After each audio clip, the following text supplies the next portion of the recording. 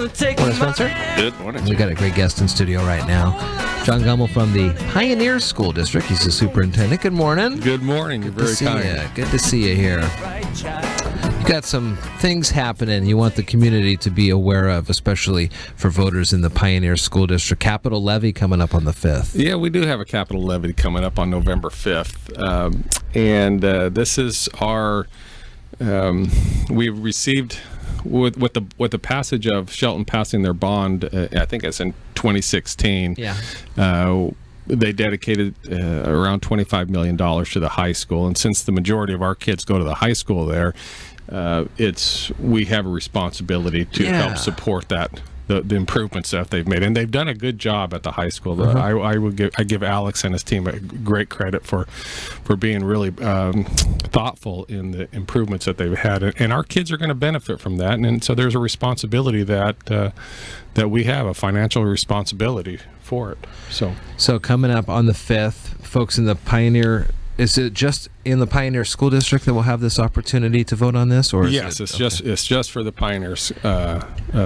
Pioneer School District citizens, and we have about 7,400 voters in our area, so it's quite a bit of voters. Is this a small area a supermajority vote, or is it a 50? This is just a simple majority, 50% plus one. And last year, people think that their vote doesn't count, but last year we missed the 50%. Excuse me. Missed the 50% by 4 votes. Oh my gosh! Oh, yes. Wow. So we had 5 votes. We would have passed this levy, and I'd be here today talking about other things. Do you feel like that makes your job easier this November because you've had super close to getting over that line? Or well, last year we call it that snowmageddon. It was the last 2 days, and there was 158 votes that didn't get counted. And historically, the yes voters are the laggers. They wait to the end, and so I have every confidence in the world that we would have passed. Okay. So how it relates to it's part of the job. So harder, easier.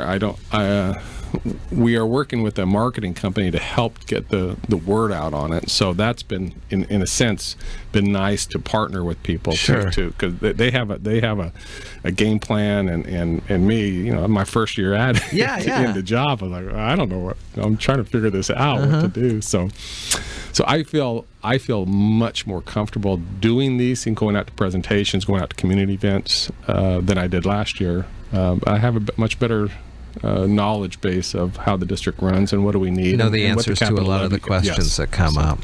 And Pioneer's doing a great job with social media. Do you think that's going to help reach more people with something like a levy like this and a measure, just to kind of reach out to the community? Because I think it's a great way for schools to keep in touch with parents and vice versa is through social media, and it looks like you guys are working on that and doing a good job there. Yeah, that's been one of our focus this year, is to get our word out on social media. We had a lot of room for growth in that area, and so we're trying to make a much stronger presence on there. I even have an Instagram account. My goal is 3 posts a week.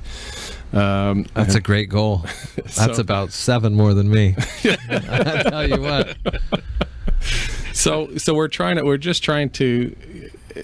We know that this generation that's coming up, and a lot of our younger parents, this is how they communicate, and so this is how they get information. So we're trying to tell our story.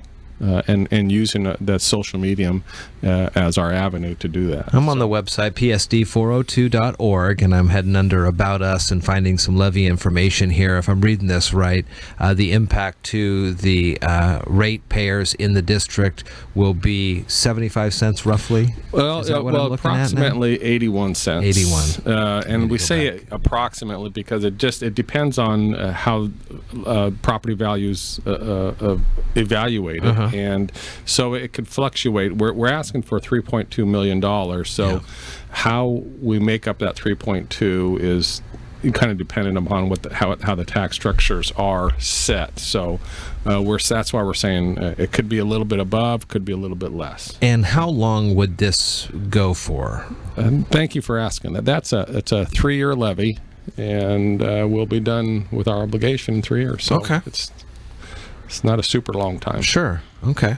And so this is, again, because as Pioneer is a K through 8 school, right, and the school district is a feeder into the Shelton School District, there are obligations made by not only Pioneer but the other schools that bring students into the Shelton School District for high school, right? For the Hood Canal, Southside, they're in the same boat as us. Yeah. And they did pass their levy last February. Both Hood Canal and Southside did. So. And we've talked with school districts in the past about this, but what will happen if, for whatever reason, this time around, again, the levy does not get passed through? Do you have one more shot at it, and then what happens? Sure. Well, we decide to just ignore that, and that's not going to happen. Right. So. Okay. Good. That's some positive thinking right there. No. So Shelton would have, right now we have a gentleman's agreement, a handshake agreement on repaying the 3.2. If this doesn't pass, then Shelton School District has the right to go to what's called a regional committee, and then the regional committee will set what our payment structure needs to be, and once they do, and it's what we're going to have to, as a district, abide by whatever the regional committee comes up with, and at that point, then we would have two chances or two levies to pass whatever they decide is a fair compensation to Shelton. But I really don't want to. I really don't want to have to explore that avenue. Yeah. I really want our voters to come out and vote and support our kids. And does this help to? I hate to keep going back just in case if not, but this would keep you as Pioneer School District, right, correct? You wouldn't have, there wouldn't be the need to kind of envelope into the Shelton School District to keep your Pioneer community, to keep what you guys have been working so hard for within your district, right, as kind of a separate entity until the kids get to high school. Yeah, that's a great point. We there's a fierce independence for Pioneer, yeah, and it's been there.